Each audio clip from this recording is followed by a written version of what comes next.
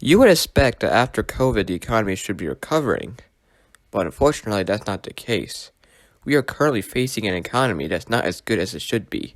From food shortages, to record high inflation, to extraordinarily high job losses, it is evident that we are currently going into an extreme recession. These issues are extremely troubling for people of color, especially struggling people of color. Hi, my name is Siddhant Haralde, and this is the AST Podcast.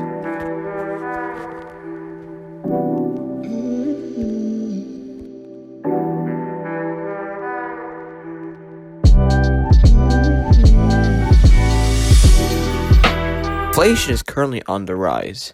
According to White Chart, the U.S. inflation rate right now is 8.58%. That's horrible. That's bad. I mean, the supposedly optimal inflation rate is supposed to be 2%, I believe, right? That's more than 6% above what it should be. That's horrible. That's troubling. People of color, especially those who are living in rural communities, are struggling because of this inflation. The rapid rise of inflation has made necessary products from housing to food to become extremely expensive. According to Elizabeth Omalami, the owner of an Atlanta-based nonprofit called Hosea Helps, the rent has increased so much that people don't have a place to live, Omalami said, and the rise in food prices has caused numbers of people asking for emergency help to almost triple. That's horrible. More and more people are asking for emergency food because the food prices are so high. Why is this the case? What can we do as normal citizens to help? More on the AST Podcast. Now, before I talk about, the issues that this inflation is causing, I'll first talk about what is causing this inflation to happen. Now, there are, lots of problems that are causing this inflation, but the one issue I want to talk about is the supply chain problem. So, what are supply chains? Well, they're the areas that make and design the products that you consume, right? In order to best explain this, there's this book called iPencil that goes over this process in order to make the pencil, right? Pencil is like a tool that almost everybody uses. In order to make this pencil, you first need to get the wood piece, right? The piece of wood. You need to get the lead, the rubber for the eraser. I'm not lead, but you know what I mean. And, the small metal piece, right? And all these items come from separate supply chains itself. And it's not from different countries. Now, the problem is that these supply chains have been previously closed because of COVID, right? Although they're now starting to reopen, now that COVID has now become less of a threat and everyone's getting vaccinated, it is still extremely hard to reopen a supply chain, which they'll still be experiencing extremely long delays. This leads to a lack of supply that wouldn't make up for demand, right? The entire idea of supply and demand is that there's more supply, there'll be less demand, it means less costs, right? But if there's low supply but high demand, there'll lead to higher prices, especially for food prices, right? Now, because of the fact that a lot of supply chains, especially those that manufacture food, are now trying to reopen and experiencing long delays, these food prices have gone up because there's a lack of supply for food. And there's a high demand for food, and there always will be a high demand for food. Now, we are experiencing a major food shortage, in which due to lack of food supply, the prices have to be increased in order to make it for the lack of demand. Now, this would not be an issue for the tippy-top rich Americans, right? But the vast majority of people cannot afford this. It's evident that African Americans and Hispanic Americans make far less than white Americans do, right? I believe a white American family has a net worth that's $800,000 more than the average African American. Or even the average, I think it's much more higher for the average Hispanic American, right? That's extremely horrible. Now, why do African Americans and Hispanic Americans make much less money than white Americans do, right? Well, that's because African Americans and Hispanic Americans are more likely to work jobs that have fixed wages, right? Because, a lot of them work, minimum wage jobs that, they have a set wage that they're paid with, Their salary cannot be changed, it cannot be updated because of inflation, right? That makes it even more vulnerable because of the fact that, although they're having their increase in expenses, their salary, their income has not been increased, it hasn't been changed or it hasn't been updated, right? That's a major problem in order for that they're facing right now. But here's the bigger problem.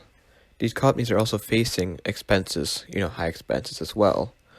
I mean, supply chain has hit everybody, especially companies, right? They also have their expenses hit the mark, right?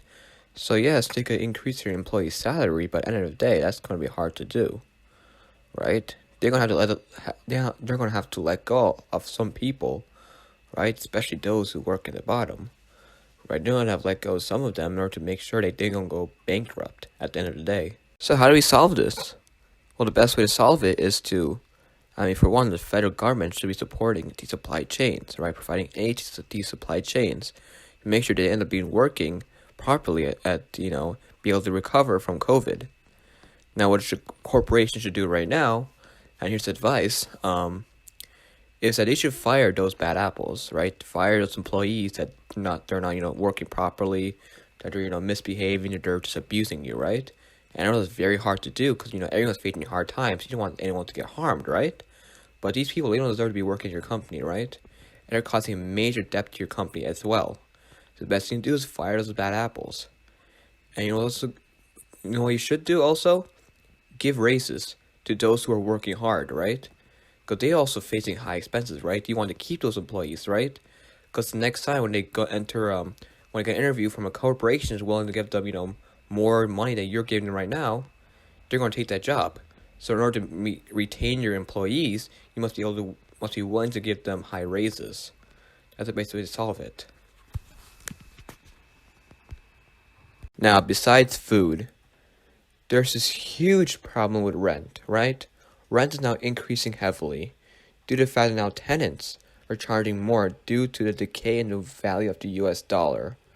Now, this especially hurts low-income people of color who are currently renting in areas in these rural communities, right?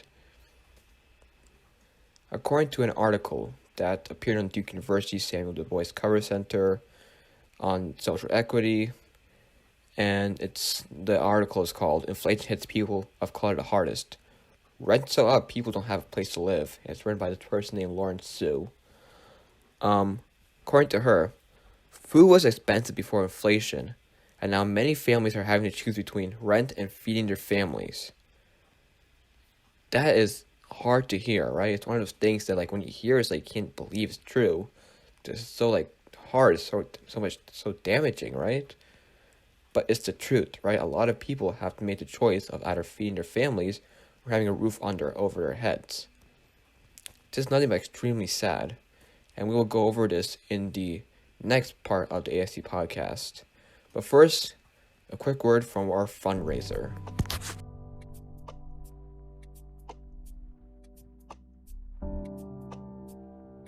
So every single summer, I'm starting this right now, we're going to host a fundraiser, right? We're going to see how much money we can raise by the end of the summer for a certain organization or group that I strongly believe in, right? So this year, we talk a lot about how inflation is currently hurting a lot of people, right? We talk about especially people of color. So what we're doing this year is that we're supporting HBCUs, right? Historically black colleges and universities. Now, why are we supporting them? Well, because they support the economic mobility for lower income people, especially lower income people of color, right? To give them a chance to climb the economic ladder in order to become successful, right? And the problem with these HBCUs is that they are underfunded heavily. It's stated that they are underfunded by $1.2 billion. That's a huge margin, right? This foundation that we're holding this fundraiser for is called the HBCU Foundation, right? It's a very, very helpful foundation. They provide scholarships to people of color, for struggling people of color, to enter in these HBCUs. They also fund underfunded HBCUs. So in general, they're a good organization that I trust heavily. So in order to donate to this fundraiser, we have a site. We have GoFundMe. It's on our ASU site, our GoSinger site. Just check on it, click on the link, and donate as much as you can. If you can donate, please share this link to a lot of people. It's going to benefit someone, and someone's going to be able to climb an economic ladder. Thank you so much.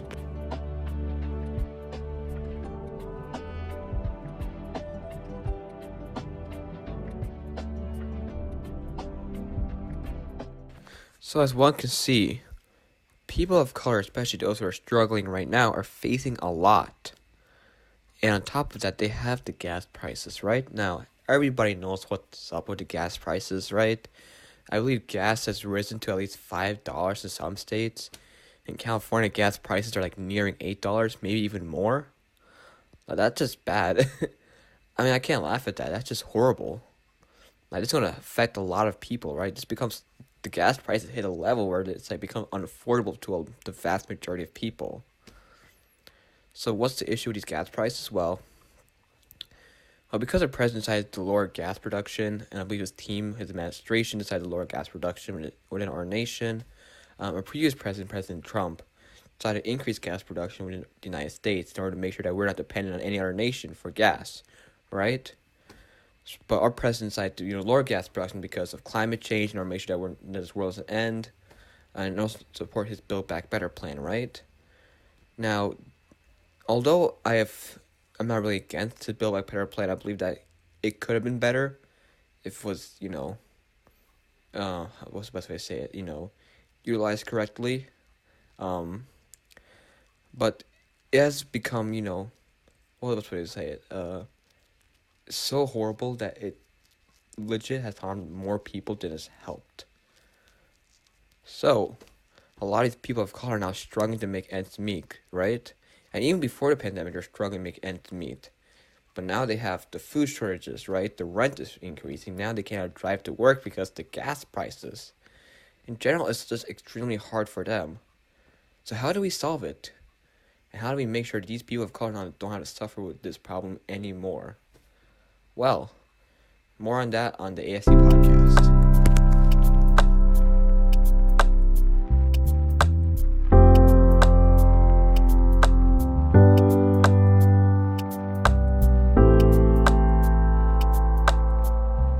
So as I have stated before, corporations, employers, you must first get rid of your bad apples, right? Those bad apples employees, the ones that are not providing much value to your company, right?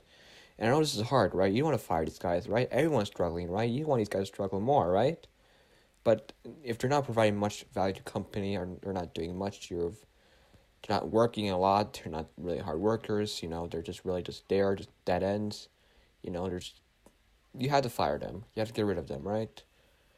It's hard to do, but you have to do it, right? And, as a corporation, as an employer, you must be ready to do the hard things. And now, this is what you should do also. You must keep the employees that you have by increasing their salary, right? In order to make sure that they are able to reside within this corporation, right? Guess what?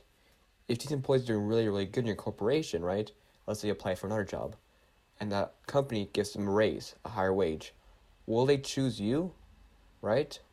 There's not much loyalty to your company at this point.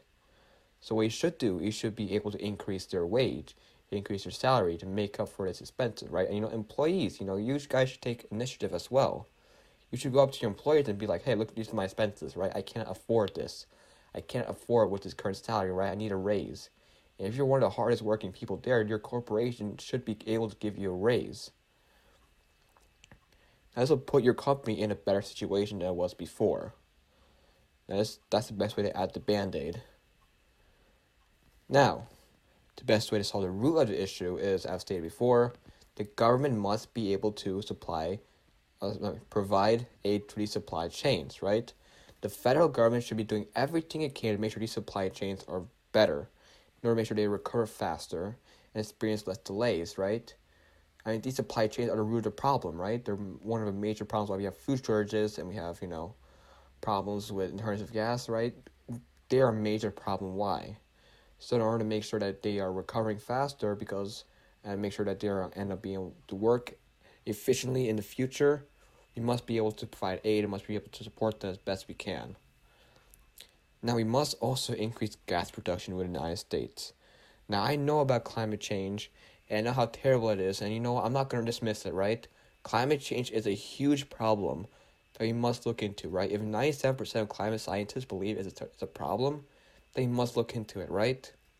But here's the thing. Gas production, if regulated in a certain manner that keeps the environment around it safe, will not do much harm to the environment in general, right? And here's the thing about climate change: it's a slow process. And at the end of the day, we as humans will adapt in order to solve climate change the best way possible. Now, the issue with rent is that you must first solve inflation in order to solve this issue, right? The reason why rent has increased is because of the decay of the US dollar. So we first need to do other things that I have suggested before we solve inflation, because if we solve the things that I have stated before, then gradually we end up solving inflation, right? This is a huge problem, right? These are just the suggestions I have, right? I'm like a teenager suggesting this, so I'm not to be the smartest economist in the room. So please, if you have any suggestions, leave it in the comment section, or better yet, go to your government and be an activist, right? Go to your senators, email them, send them letters, sending your suggestions to them.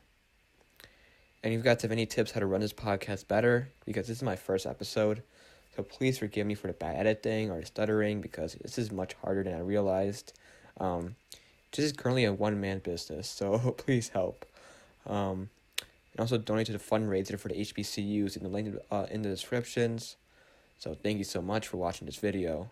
Make sure you donate to the fundraiser. I said before, donate to the fundraiser. It's in the link in the descriptions. And thank you so much for everything. Thank you. Have a good day. This is AST Podcast, closing out.